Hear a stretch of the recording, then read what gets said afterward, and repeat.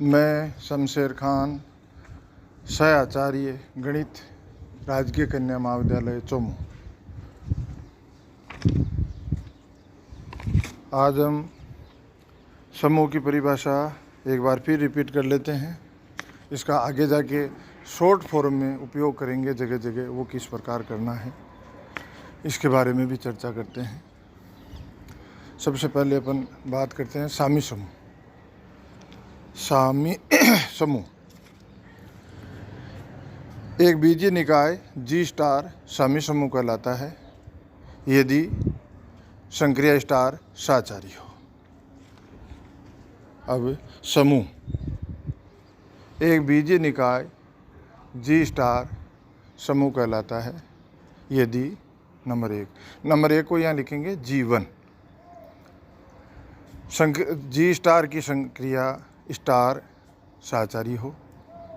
Number दो को अपन लिखेंगे G2, जी स्टार में संक्रिया जी स्टार की संक्रिया स्टार के लिए तत्समक अवयव G में विद्यमान हो।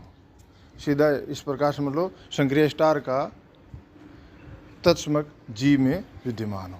संक्रिया स्टार का तत्समक विद्यमान होने से काम नहीं चलेगा। संक्रिया स्टार का तत्समक G में विद्यमान हो। जैसे अपन ने पिछली क्लास में उदाहरण लिया था N+, तो ये जो संक्रिया स्टार है इसका जो तत्समक है वो N में विद्यमान होना चाहिए।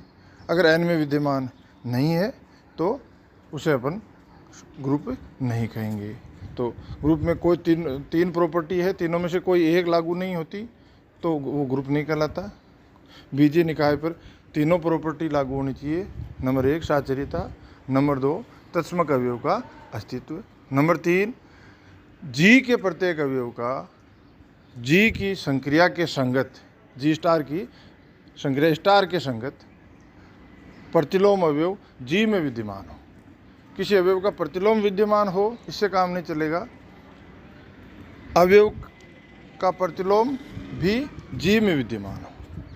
और तीसरा बिंदु, ये जो प्रतिलोम अवयव का अस्तित्व का बिंदु है इसे लिखेंगे G3, जिस प्रकार मैंने नोट्स में लिख रखा है G3। अब जहाँ भी जरूरत पड़ेगी पूरा कंसेप्ट नहीं लिखेंगे, अपन लिख देंगे G1 से, G2 से, G3 से। अब है थ्योरम।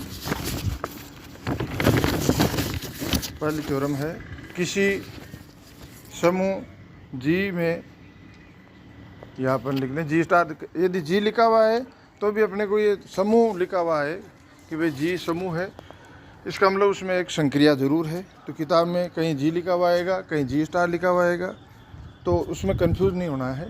G लिख दिया तो संक्रिया, G अगर ग्रुप है तो उसमें संक्रिया निश्चित रूप से है, क्योंकि ग्रुप को बीजीय निकाय होना जरूरी है और बीजीय निकाय में संक्रिया होना जरूरी है और संक्रिया G में सुपरिभाषित होनी चाहिए। अब कहीं ये लिखा हुआ आ सकता है कि संक्रिया स्टार G में सुपरिभाषित हो, या ये लिखा हुआ आ सकता है कि संक्रिया स्टार के लिए G समृत हो। दोनों एक ही चीज़ है, तो इसमें भी कंफ्यूज नहीं होना है। तो किसी समूह G में तत्समक अवयव अद्वितीय होता है, ये लिखा हुआ आ सकता है थ्योरम में। किसी समूह G स्टार में तत्समक अवयव अद्वितीय होता है, ये भी लिखा हुआ आ सकता है। अब कहीं अद्वितीय अपने को सिद्ध करना हो तो उसके लिए अपन उल्टा लेते हैं, इसके 2 तत्समक अवयव लेते हैं और फिर उन दोनों तत्समक अवयवों को बराबर सिद्ध कर देते हैं। तो ये सिद्ध हो जाता है, प्रदर्शित हो जाता है कि वो अलग 2 तत्समक अवयव लिए वो एक ही तत्समक अवयव है, अर्थात तत्समक अवयव अद्वितीय है। इसके लिए सबसे पहले अपन लेंगे एक ग्रुप, माना G स्टार एक समूह है और E तथा E डैश G में 2 तत्समक अवयव है। अब पिछली क्लास में मैंने एक बात बताई थी कि तत्समक अपन ज़्यादातर क्या करते हैं, तत्समक को अवयव के रूप में नहीं सोचते, जबकि तत्समक अपने आप में एक अवयव। मैं बार बार लिखता हूँ तो तत्समक अवयव लिखता हूँ।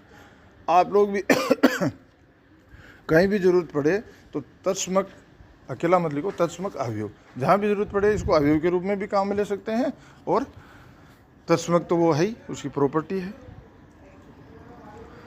अब चूंकि ई जी में एक तत्समक अवयव है, अतः अब ई तत्समक अवयव है तो ई डैश को अपन अवयव के रूप में काम में ले लेते हैं। तो E star E dash equal to E dash, equal to E dash क्यों है? क्योंकि ई तो तत्समक अवयव था और ई डैश अवयव था, इसलिए E star E dash equal to E dash is equal to E dash star E.